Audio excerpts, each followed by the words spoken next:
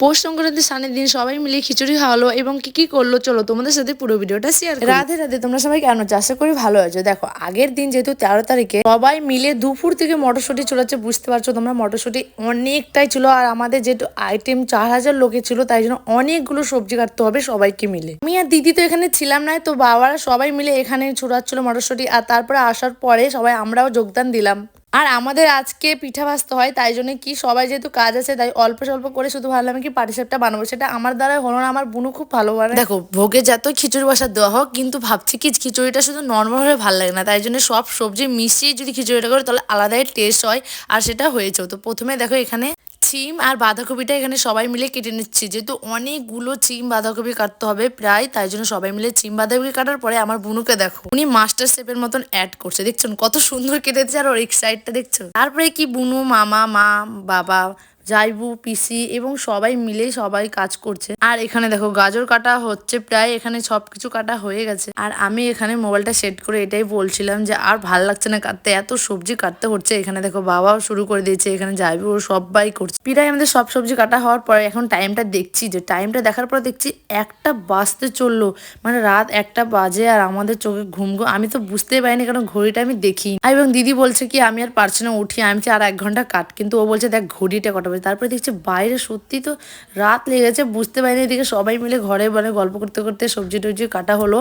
আর প্রায় এখানে 1টা বাজতে চললো। আর এখানে যাওয়ার পর দেখছি দিদি তো প্রায় ঘুমিয়ে গেছে। আর এখানে বাবা আর যাইবো মিলে পুরোটা পরিষ্কার করে দিল। এখানে আলু কাটা হয়েছে এবং বাঁধাকপি, সিম আর হয়েছে টমেটো কাটা, টমেটো আর কটা কটা তো আলু আছে, ওগুলো পরে ভাবছি কাটবো। ওখানে যে আর খুব ঘুম পাচ্ছিলো, তাই ভালো লাগছিলো না। তারপর দিদিকে দেখছি ওই চলে গেছে ঘুমাতে। আর ওকে বলছিলাম যে আর ভালো লাগছে না দেখ, আর বলছিলাম দেখ হাতগুলোও কেটে কেটে গেছে, তোরটা দেখি। ও আপনার হাত দেখালো, দেখো কেটে কেটে গেছে, কিন্তু করার নাই কিছু, ঠাকুরের সেবায় সব কিছু ঠিক হয়ে যাবে। তারপরে সকাল হয়ে ঝটপট করে সবাই রেডি হয়ে গেলাম। বাবারা তো সবাই চলে গেছে সেই ভোর থেকে, মানে 4টার দিকে সবাই উঠে চলে গেছে বড়গঙ্গাতে। যেহেতু বড়গঙ্গাতে যাওয়ার পরে অনেক রান্না হবে, 4000 লোকের খিচুড়ি রান্না, মানে অনেক জোনার, তাই জন্য তাড়াতাড়ি করে সবাই চলে গেছে। আমরা সকালে ঝটপট করে উঠে গোপাল ঠাকুরকে নিয়ে এবং টোটো আসলো, টোটোতে করে উঠে সবাই মিলে এখন চলে যাচ্ছি বড়গঙ্গাতে। বড়গঙ্গাতে যাওয়ার একটা কি বুঝতে পারলাম, নিউ ফরাক্কের রাস্তা হওয়ার জন্য, এখান থেকে পুরো বন্ধ হওয়ার জন্য আমরা উপরে নতুন ব্রিজ দিয়ে আসার পরে দেখছি অনেকটা ঘুরতে হলো। আর লোকজন ভাববে যে এখান থেকে কোথা থেকে নিয়ে যাচ্ছে। ঢোকার সঙ্গে সঙ্গে দেখছি এখানে অনেকটাই প্রায় মেলা বসে গেছে। আর ওই দেখো আমাদের সবাই ওখানে, আর কতটা ভিড় বুঝতে পারছো তোমরা। তো ঝটপট করে আসার পরে দেখছি এখানে রান্না প্রায় অনেকটা হয়ে গেছে। আর তোমরা তো এটা বুঝতে পারছো, এটা হলো সেই আমাদের ফারাক্কা ব্রিজ, যেটা হলো আর একটা নতুন ব্রিজ, ওইখানে আমরা সামনে সবাই মিলে আছি এখানে। আর অনেকজন বলছে যে এটা কোথা থেকে হচ্ছে, এটা কোনো কমিটির থেকে হচ্ছে। তো তাদেরকে বলে দেখি না, এটা কোনো কমিটি থেকে হচ্ছে না, এটা একান্তই আমাদের পুরো ফ্যামিলির থেকে হচ্ছে। এবং ফ্যামিলির থেকে কেউ ডাল, কেউ চাল, কেউ গ্যাস, কেউ জল, এরকম সবজি কেউ, এবং এই বাসনপত্রও কোনো টাকা নেয়নি। যে দাদাটা প্যান্ডেল করে সেই দাদাটা বলেছে এটা আমি দিব। আর কিছু কিছু ভক্তরাও এখানে দিয়েছে, তারাও এখানে দিয়েছে। এখানে এখন দেখো পুরো একবারে মানে লোকে অনেক ভিড় হয়ে যায়। তাড়াতাড়ি করে এসে দেখো আমরা এখানে শুকনো লঙ্কা ছড়িয়ে নিচ্ছি, যেহেতু আমরা বললামই বাড়িতে রাত 1টা বাজার পরে তাড়াতাড়ি করে ঘুমিয়ে পড়লাম সবাই। এই জন্য কিছু কিছু জিনিস থাকার জন্য ভাবলাম এখানে এসেই ঠিকঠাক করে ওগুলা কেটে বেছে দিব। তারপরে দেখো এখানে আমরা গপুর কাছে যাই, চলো ওখানেই দেখেছি আমাদের গপুকে, ওনাদেরকে এখানে রেখেছি, ওনারা সবাইকে দেখবে আর দেখবে ঠিকঠাক আছে নাকি। তাই জন্য দেখো পিছনে একটা রাধাকৃষ্ণ ফটো লাগিয়ে দিয়েছি। আর এখানে ওনারা 3জন বসে বসে গল্প করছে। এখানে 2জন কেন, ও আরেকজনকেও বসাবে, দাঁড়াও আস্তে আস্তে সবাইকেই বসাবে।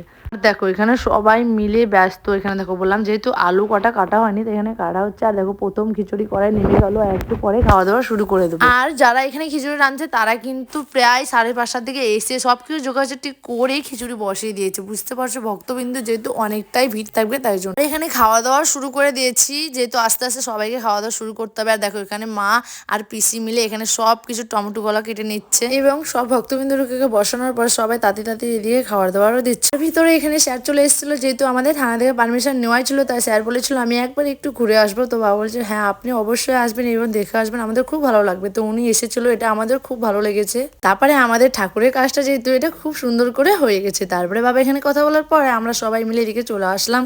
নিজে নিজে কাজ করতে লাগলাম, যেহেতু অনেকটাই চাপ আছে এদিকে, তাই জন্য সবাই সবার মতন করেই দিচ্ছে। কেউ এদিকে খিচুড়ি দিচ্ছে, কেউ রান্না করছে এবং কেউ জলের দিকেও দাঁড়িয়ে আছে। আর অনেকটা বেলা হওয়ার জন্য এখানে ভাবলাম আমরাও বসে যাই, যেহেতু আমাদেরও খুব জোরে খিদা পেয়েছিল, তাই জন্য তাড়াতাড়ি করে বসে একটু ঠাকুরের সেবা নিয়ে নিচ্ছি। আর এখানে দিদিরা সবাই মিলে খাবার দিচ্ছিল। আর দেখো আমরা বসে খুব টেস্টি হয়েছে। আর আমি বলছি প্রসাদ জিনিসটা সবসময় টেস্টি হয়। তারপরে ঝটপট করে খাওয়া দাওয়ার পরে এখানে বাবা আবার কিছু ফল টল নিয়ে এসেছিলো, যেহেতু এখানে কজন একাদশী করেছিল তাদেরকে ওখানে দিচ্ছিল। আর এখানে একজন এসেছিল যিনি বলছিল এটা কি করে হচ্ছে, কিসের জন্য হচ্ছে, আর এটা কারা কারা করছে, এবং তার ইন্টারভিউ নিচ্ছিল মনে হয় বাবার থেকে। খুব ভালো লাগলো। আর তারপরে দেখো এখানে পুনুদেরকে পাতা ছড়াতে দিয়েছি, যেহেতু পাতাগুলো খুব টাইট টাইট হয়েছিল, আঠু আঠা টাইপের, তাই জন্য ওরা পাটা ছড়াচ্ছে। তারপরে আমি এখানে এসে দেখি শিল্পী আর দিদি মিলে এখানে একজন জল দিচ্ছে, একজন খিচুড়ি দিচ্ছে। দেখছো সবাই সবার মতন করছে, কেউ জল কেউ পাতা কেউ খিচুড়ি, দিতে হবেই সবাইকে, এইভাবে করেই সবাই দিচ্ছিলাম আমরাও। চলো তোমাদেরকে তো সবাইকে দেখালাম, এবার দেখাই তোমাদেরকে যে কারা কারা এখানে প্রসাদটা বানাচ্ছিল। প্রথমেই তো দেখছি দাদা এখানে খিচুড়ি রাঁধছিল। দাদাকে জিজ্ঞেস করলাম দাদা এটা কত নম্বর কড়াই নামছে, তো দাদা বললো এটা আমার চলছে 6 নম্বর কড়াই। এবার চলে যাচ্ছে আমরা জাইবুর কাছে, জাইবুকে জিজ্ঞেস করি এটা তুমি কত নম্বর কড়াই নামালো, আর জাইবু বলে আমার এখানে 5 নম্বর কড়াই এটা চলছে। আমি হচ্ছে খুব ভালো করো, এইভাবেই করো। আর তারপরে চলে যাচ্ছে আমার দাদুর কাছে, দাদুকে জিজ্ঞেস করার পর দাদু বলছে এটা আমার 6 নম্বর কড়াই চলছে। আর দাদুর সাথে খুব ইয়ার্কি করি আমরা। সত্যি দেখো কত কষ্ট রোদের ভিতরে, তাও কিন্তু রাঁধছে। এটা কোনো ঠাকুরের আশীর্বাদ নাই তো কিছুই হয় না, সবারই মন দেখো পুরো রান্নার দিকে একবারে। তারপরে চলে আসি আরেকজনের কাছে এবং জিজ্ঞেস করলাম তোমার এটা কত নম্বর কড়াই চলছে, উনিও বলছে এটা আমার 6 নম্বর কড়াই চলছে। তো এখানে সবাই তাড়াতাড়ি তাড়াতাড়ি করেই করছে, যেহেতু সব ভক্তবৃন্দরা চলে আসলে যেমন অনেকটা তাড়াতাড়ি তাড়াতাড়ি না করলে অসুবিধা হয়ে যাবে, তাই জন্য। তো তোমাদেরকে তো দেখিয়ে দিলাম এখানে কারা কারা রান্না দিয়ে করছিল। ওখানে আরেকটা দাদু ছিল যেনারা খুব ব্যস্ত, তাই জন্য আর কিছু বললাম না। তারপরে চলে আসলাম এদিকে। তারপরে এখানে যারা ভক্তবৃন্দরা আজকের দিনে একাদশী পড়েছিল এবং একাদশী করেছিল তাদেরকে শুধুমাত্র কলা আর আপেল দেওয়া হয়েছিল।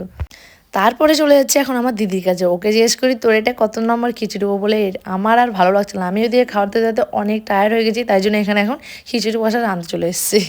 আর দেখো এক এক করে চলেই যাচ্ছে, এক এক করে কোন নিয়ে আসছে, এক এক করে কোন ভরেই যাচ্ছে। কি দেখতে দেখতে আমাদের সবার খাওয়া কমপ্লিট। এবার আমরা যাবো বাসনপত্র সবাই মিলে এখন এখানে ধুয়ে নিচ্ছি, যেহেতু বাসনপত্র অনেক ছিল তাই জন্য তাড়াতাড়ি করে ঝটপট করে বাসনপত্রগুলো সবাই ধুয়ে নিই। আর জলের এত ঢেউ ছিল যে আমার জামা টামা পুরো, আমার না মানে সবাই এখানে যারা যারা বাসনপত্র ধুচ্ছে সবার জামা কাপড় ভিজিয়ে দিচ্ছিল একবার। এখানে কাকি আর দিদি আর শিল্পী মিলে বাসন মাজছে, আমরা দুজন মিলে ধুচ্ছি তাড়াতাড়ি করে। না তো হবে না, না অনেক কাজ আছে, সবাইকে তাড়াতাড়ি তাড়াতাড়ি করে করতে হবে, ওদিকে আবার যেয়ে তাড়াতাড়ি করে সবকিছু উঠাতে হবে। তার ভিতরে দেখো আমার বুনুর কাণ্ড, উনি এখন মস্তি মস্তি করতে করতে নিজেকে পুরো ভিজাচ্ছে এবং সবাইকে সাথে সাথে ভিজাচ্ছে। দেখছো কি পাগলামি করে যাচ্ছে, তখন থেকে সবার গায়ে জল ছিটাচ্ছে শুধুমাত্র। আর তারপরে সবাই সবকিছু গুছানোর পরে এখানে সবাই দাঁড়িয়েছিল আর বাসনপত্র সব ধোয়া হয়ে গেছে, আমাদের পুরো কমপ্লিট। আর এখানে কিছু ভক্তবৃন্দরা খাওয়া দাওয়া করছিল, তো তাদের হয়ে গেলে আমাদের পুরো কমপ্লিট হয়ে যাবে। আর এখন 4:48 বেজে গেছে, তাড়াতাড়ি করছে আর ভালো লাগছে না, যেহেতু সকাল থেকে এখানে আছি আর মাথাটাও খুব ব্যথা করছে, তাই ভাবছি কখন যে বাড়ি যাব, তাই বলছি আমি এখানে। তারপরে সবাই ঝটপট করে কেউ চাল, কেউ এটা, কেউ ওটা, কেউ বাসনপত্র, কেউ গ্যাস, কেউ ঢপ, যেগুলো যেগুলো ছিল সব কিছু নিয়ে চলে যাচ্ছে। আর এখানে দিদিকে বলছি বাহুবলি, আর ওকে দেখে বলছিলাম, হাসছিলাম এটাই। তারপরে একে একে সবাইকে তো নিয়ে যেতে হবে, এখানে আমিও একটু নিয়ে চলে যাচ্ছি, এখানে পুনুও নিয়ে চলে যাচ্ছে। তো সবকিছু তাড়াতাড়ি করে ঝটপট করে উপরে টোটো ভ্যান আছে সেগুলাতেই লোড করতে হবে, তারপরে চলে যাবো সবাই মিলে বাড়ি। আর এখানে দিদি আর শিল্পী নিয়ে গেছে যাচ্ছে, ওইদিকে দাদা, মানে সবাই কাজ করেই যাচ্ছে, সকাল থেকে করেই যাচ্ছে। এদিকে যাইবো নিয়ে চলে গেলে এখানে চেয়ার টেয়ার সবকিছু ঠিক করছে। আর তারপরে সবাই মিলে একটু মজা করে একটু নৃত্য করে নিচ্ছে, দেখো কত সুন্দর করে, তোমার সাথে এটা দেখো।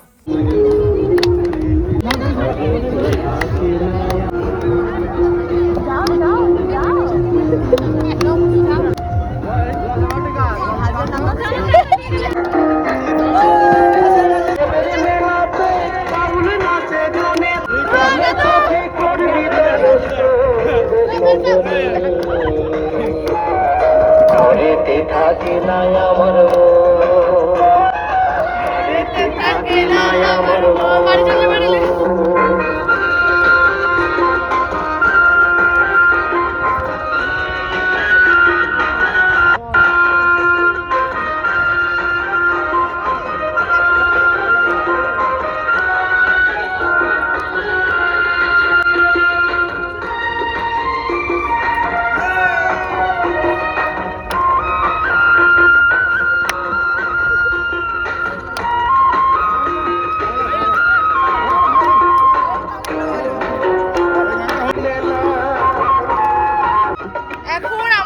সবার মানে কমপ্লিট হয়ে গেছে, পুরো রাত লেগে গেছে। এখন বাজে কটা?